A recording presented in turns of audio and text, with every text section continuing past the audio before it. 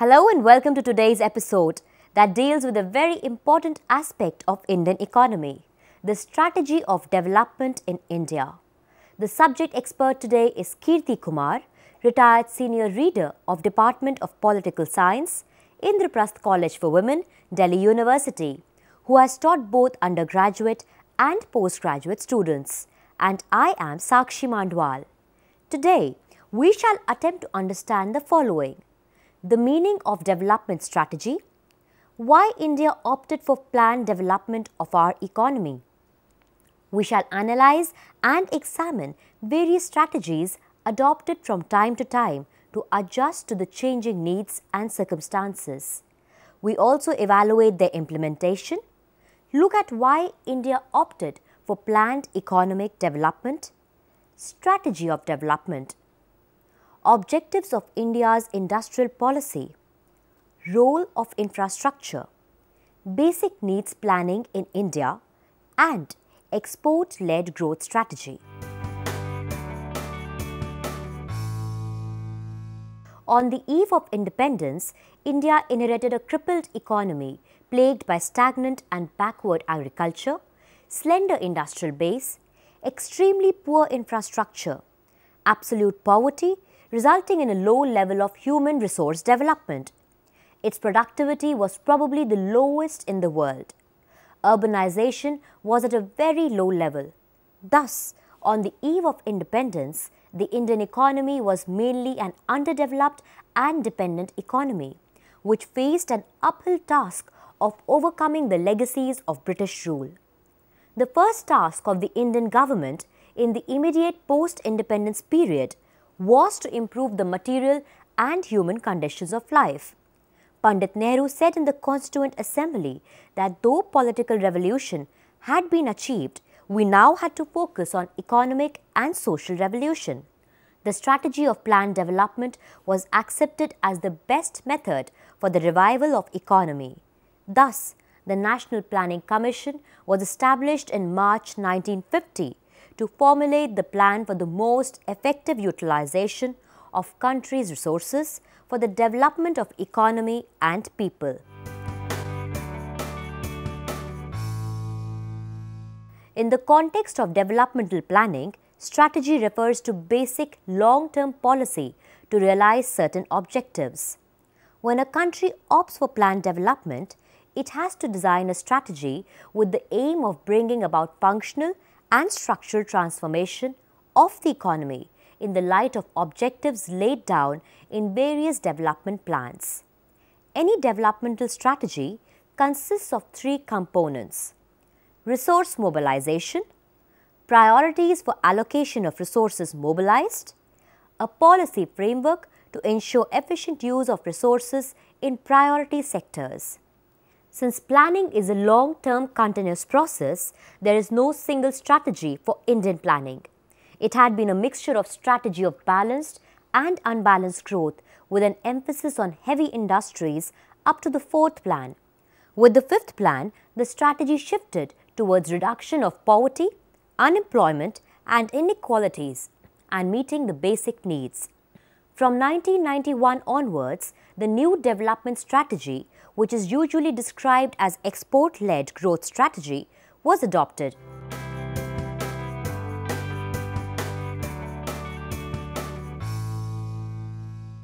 The first 5-year plan did not spell out a strategy of long-term planning of economic development, nor did it specify clearly the strategy of growth it aimed to pursue. It aimed at developing a sound base for initiating the process of long-term growth. It gave highest priority to overcoming the food crisis by raising output of food grains, focused on agricultural development, as it will lead to the development of the industrial sector in the succeeding phase. It was only during the formulation of the second 5-year plan, a strategy under the guidance of Professor Mahalanobis was developed, which came to be known as Nehru-Mahalanobis Growth Strategy. The first emphasis of the first 3 5-year plans was on economic growth, that is, to raise the level of output in the economy and developing sound base for initiating the long-term growth of the economy. It became the foundation for long-term planning. All the subsequent plans, with a little variation here and there, were based on this strategy.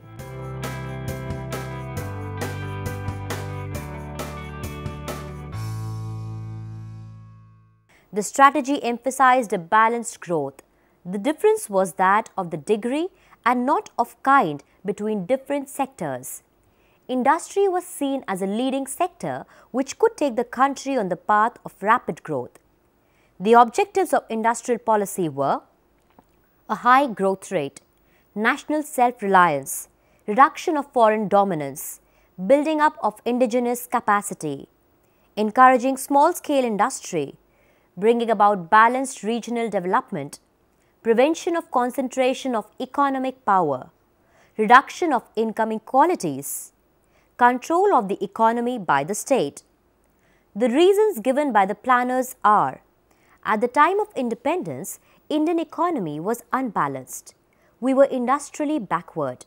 The establishment of large-scale industries and development of traditional cottage and small-scale industries was the need of the hour. Productivity of labor is highest in manufacturing industries. Establishment of industries is the only way to raise national income. Excessive pressure on land can be reduced by transferring agricultural workforce to industrial sector.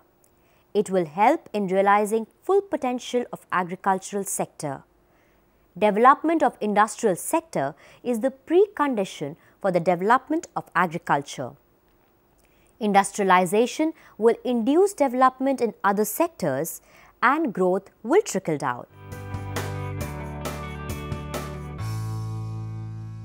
Among industries, a very high priority was given to heavy capital goods industries. Thus, the basic idea was that the productive capacity of the economy itself had to be increased. Consumer goods, being goods that are used up for consumption, do not increase productive capacity. The machines that would produce cars or shirts or watches would increase productive capacity of economy. The experience of other countries shows that unless a country develops iron and steel, heavy engineering, machine tools and heavy chemical industries, it cannot develop at a fast pace. The dependence on foreign countries for capital equipment is a big obstacle in the development. Due to the lack of resources, it was not possible for us to develop both capital and consumer goods industries. The growth of consumer goods industry and agriculture was left to the market forces. The other key idea in this strategy was the desire to conserve foreign exchange by curtailing the import of machinery from abroad. If it is decided to import them, the demand for industrial imports increases than the foreign demand for its exports. Inability to increase exports at the level of imports results in balance of payment problems. An underdeveloped country has no alternative but to set up import substitution industries. In 1950s and 1960s, the import substitution strategies dominated the industrialization process as a solution to the problems of economic development, not only in India, but also in other undeveloped countries of Asia and Africa. This strategy enabled us to substitute foreign industrial goods by indigenously produced goods and save foreign exchange. Moreover, by imposing import duties on foreign goods, the government earned lot of revenue and invested money in the programs of economic development. Besides, foreign trade was not seen as an engine of growth. It was actually thought that developing nations and their domestic industries would be adversely affected by foreign trade. Major advantage of import substitution policy was that it helped India to build its industrial structure and promote economic development. There were two implications of this strategy. The heavy industry-led growth strategy could not be successfully implemented without the availability of adequate resources for financing developmental needs. Therefore, it is important to raise the rate of domestic savings with the help of various fiscal measures. In case adequate domestic savings do not become available, foreign investments may be encouraged. The strategy does not expect growth of national income or improvement in standard of living in the short run. In heavy capital goods industries, there is a long gestation period. As a result, they can contribute to national income in the long run. The developmental plans were designed to raise the productive potential of society in the immediate future. This productive potential can be used to generate incomes at higher rate only in the long run.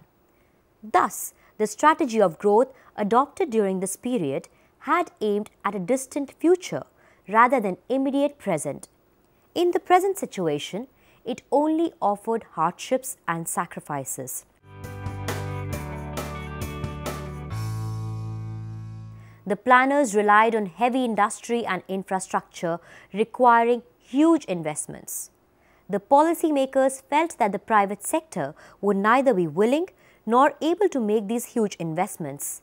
Hence, these heavy industries like power and areas of strategic interest like defense production was kept with the public sector.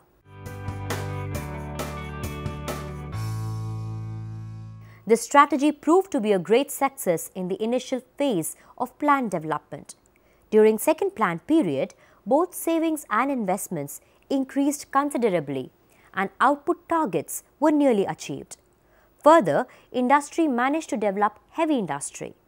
But during the third plan period development process ran into serious difficulties.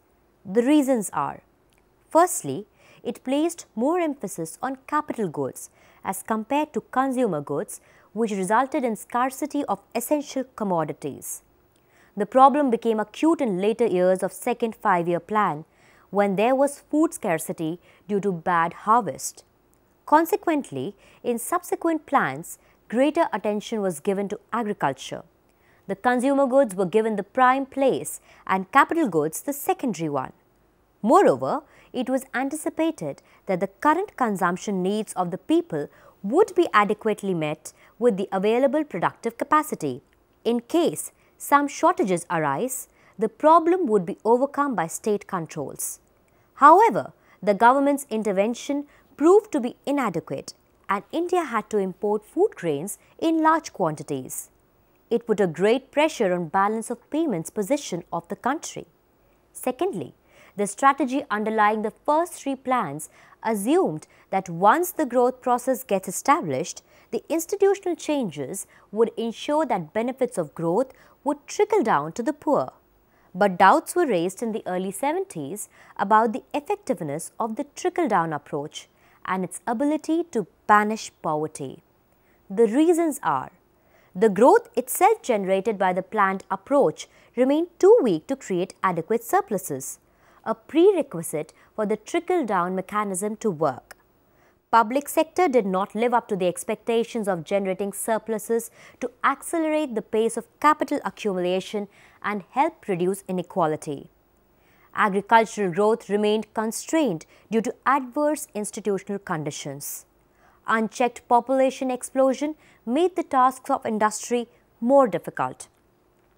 Though the growth achieved in the 3 5-year plans was not insignificant, yet it was not sufficient to meet the aims and objectives of development. A diversified industrial structure was established. Professional, managerial and technical manpower and skills were created. Similarly, in the field of agriculture, land under cultivation and irrigation increased, but their impact on economic growth and human development remained marginal. These brought into view the weakness of economic strategy. The country had also witnessed calamities of nature, war and oil shocks. Thus, a shift in the policy was called for. Thirdly, the strategy visualized full employment by realizing 5% increase in national income. But this could not be realized. The strategy did not result in trickle-down effect and there was no reduction in income inequalities. Fourthly, The strategy was based on the assumption that investments were technically feasible and savings ought to be forthcoming. But the net rate of saving, instead of rising further, slumped down. As a result, 25% of the investment had to be financed by foreign aid.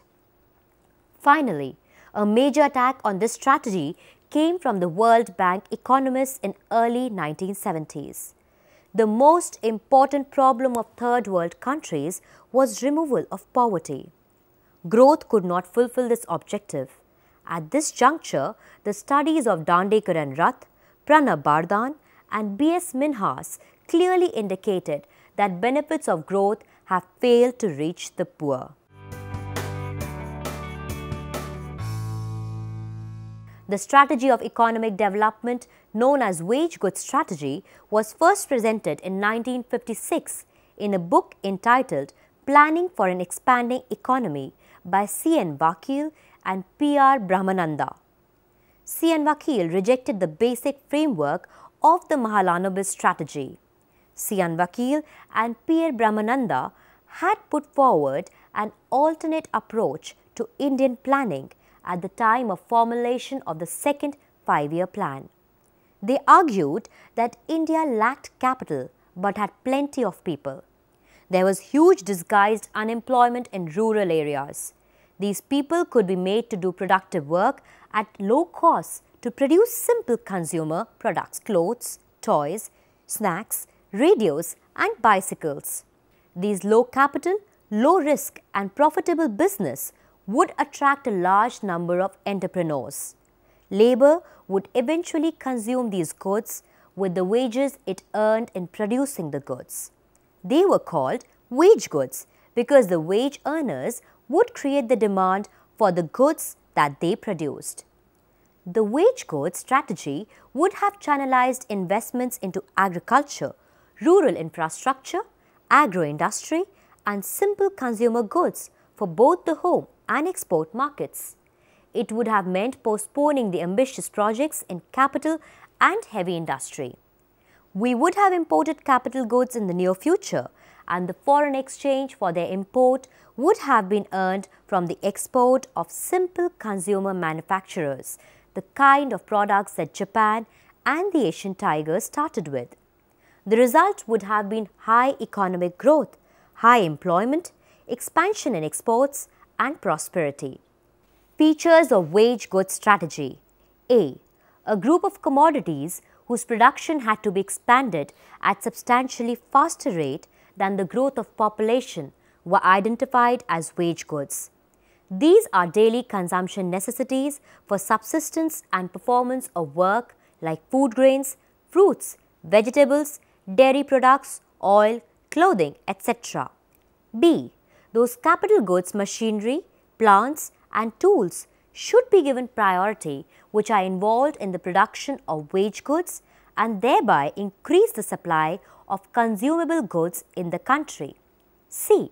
Consumption necessities plus capital goods involved in their production must grow at a rate much higher than the rate of growth of population so that it can absorb open and disguised unemployed into the production process and push up the rate of growth of employment in the economy.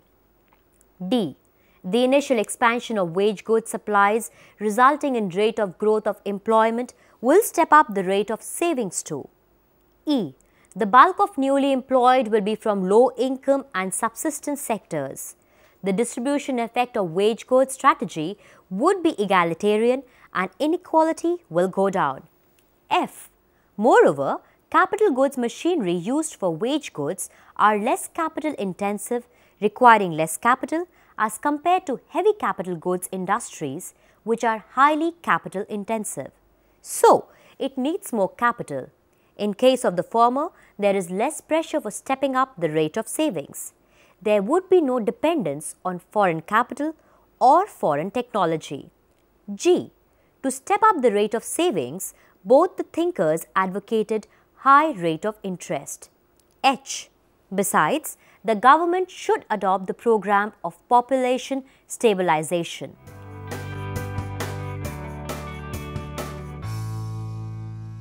Many underdeveloped countries are facing the problem of mass poverty, malnourishment, unemployment and underemployment coupled with low productivity despite substantial economic growth. These countries are concerned with the basic needs of people. There are three elements of basic needs: A.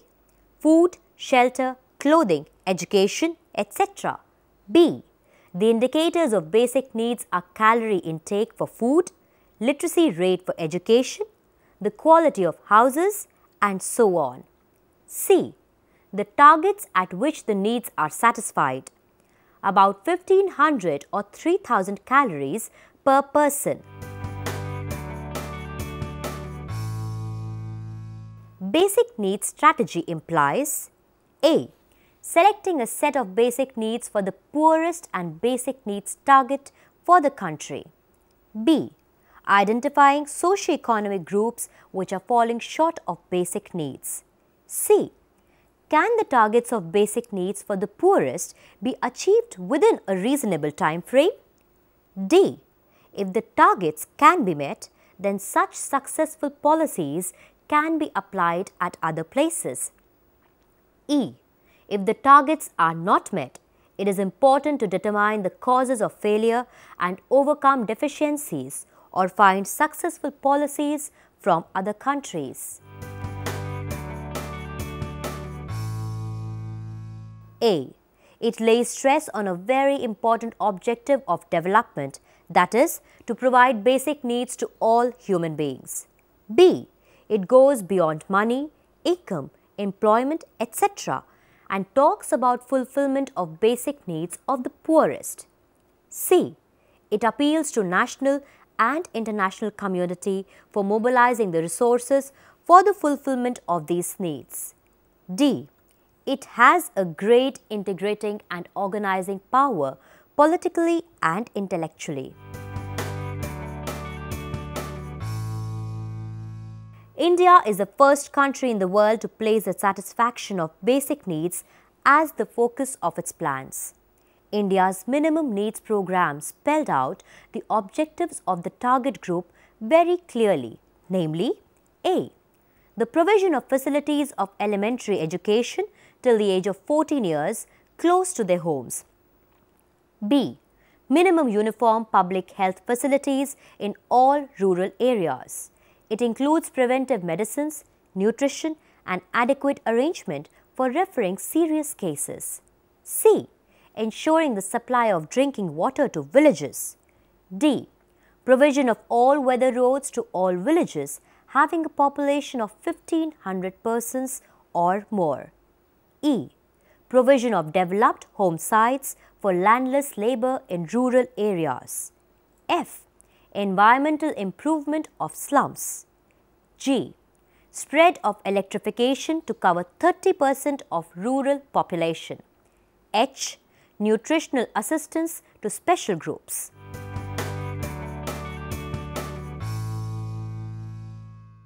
Anti-poverty programs launched in India have an element similar to the basic needs strategy. The major shortcoming of anti-poverty programs with the growth strategy of 1970s is that it lays emphasis on income and demand for products rather than supply. Satisfaction of human needs like health, education, water and so on cannot be fulfilled by income alone. The implementation of the minimum needs program shows that just by identifying needs, choosing target groups and calculating shortfalls in basic needs do not lead to basic needs being met. The important thing is efficiency of delivery system and restructuring of economy for the satisfaction of basic needs. During late 1980s until 1990 to 1991, the country faced severe financial crisis and the year 1991 turned out to be a difficult time for the economy. The production in the industrial sector showed a tendency to fall. Inflationary pressure reached a peak level of 16.7% in August 1991. Growth of real gross domestic product decelerated sharply. India faced serious foreign exchange problems. The government responded to the crisis in two ways. The need for a policy shift had become evident. Many countries in East Asia achieved high growth and poverty reduction through policies which emphasized greater export orientation and encouragement of the private sector. India took some steps in this direction in the 1980s, but it was not until 1991 that the government announced a systemic shift to a more open economy with greater reliance upon market forces, a larger role for the private sector, including foreign investment, and a restructuring of the role of government. The government tried to tackle it in two ways: A. Short-term stabilization measures, and B. Long-term structural measures. The short-term stabilization measures were to restore the confidence of the government to manage the balance of payment problem. The long-term structural measures were where the government decided to introduce substantial economic reforms to bring dynamism to the economy. It took four major policy initiatives: macroeconomic stabilization through fiscal correction, trade policy reforms to give stimulus to exports, industrial policy reforms to provide greater competitive stimulus to industry, the financial sector reforms to improve its performance. Since 1990 to 91, two annual plans, 1990 to 91 and 1991 to 92, and four 5-year plans have been adopted. That is, the 8th from 1992 to 97, 9th from 1997 to 2002, 10th 2002 to 2007, and 11th 2007 to 2012. The philosophy, approach and strategy have been the same for 8th, 9th and 10th plans, which aimed at improving the performance and efficiency of the economy. The focus in these plans is different compared to earlier plans, where people are not merely the beneficiaries of development, but they are active participants in the developmental process. Earlier plans had a centralized approach, while the plans after 1990 had decentralized and had a participatory approach to development. The 11th plan aimed to restructure policies with inclusive growth. The key element in the strategy of inclusive growth is to provide access to basic facilities such as health, education, and clean drinking water. The following points bring out the shift in the strategy of plans during this phase. Greater emphasis on export trade, as performance on export front will determine overall growth performance of the society. Greater flexibility in fiscal and monetary policies. Introducing financial sector reforms so that the viability and stability of financial institution improves. The financial sector in India should be able to and willing to finance a range of activities that are of crucial importance both for growth and social justice. Optimum utilization of the capacity of industrial sector, creating an environment conducive to the growth of the private sector and efficient use of scarce resources. Redefining the role of government in two areas, that is, social sectors and infrastructural development, where gaps are large and private sector cannot be expected to set up significantly. The national targets to take into account the performance of different states in the country and make efforts towards bridging interstate inequality.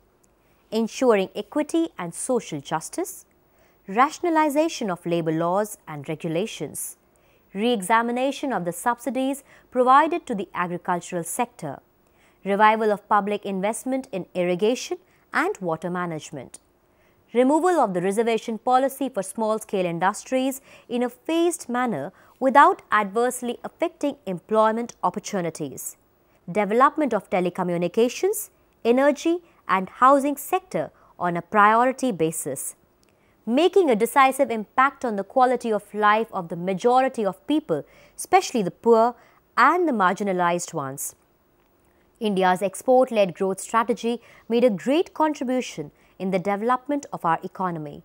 The growth rate has increased, export trade has expanded considerably, poverty levels have come down, and India has joined the category of developing nations.